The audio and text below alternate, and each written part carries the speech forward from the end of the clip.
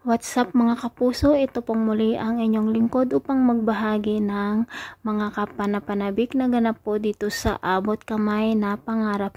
Na-rescue na nga po ang mga tao na nasa loob ng building na kung saan ay nandoon sina Annalyn at ganoon na rin po si Moira na ilabas na rin po ng mga rescuers at sa tulong nga po ni Annalyn ay talagang nakaligtas na nga po itong si Moira. Ngunit kailangan madala agad po sa ospital dahil malubha ang kanyang kalagayan. Samantala, doon naman po kila Lynette at RJ, talagang marami na pong dugo ang lumalabas sa sugat ni Doc RJ kung kaya't humingi na nga po itong si Lynette ng saklolo at nagpasalamat nga dahil meron na nga pong mga rescuers na dumating. Ngunit habang nakaupo nga si Doc RJ ay sumagi sa kanyang isipan ang pagtatalo nila ni Moira noon na pinapipirma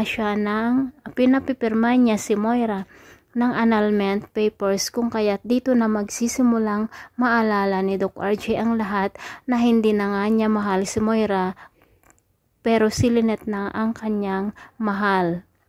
Samantala, dahil nga po sa isang bata naman na hindi nadala ang kanyang manika at binalikan nga po niya sa loob kung kaya't sinundan naman po ito ni Annalyn nang marinig nga po niya ang sigaw ng bata at nandoon pa rin po si Doc Lyndon. Hindi niya iniiwanan si Annalyn ngunit nag-halucinate po si Doc Lyndon at nakita nga po niya ang kanyang yumaong girlfriend na si Emily dahil nga po death anniversary din niya ng araw na iyon. Samantala, nakalabas na nga po sila Zoe sa building na iyon at agad naman na niyakap ni Doc Carlos at sinambit na anak.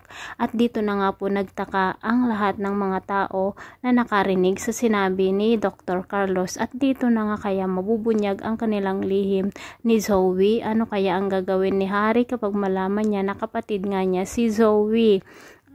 Thanks for watching mga kapuso, and ito lang po ang aking update for today.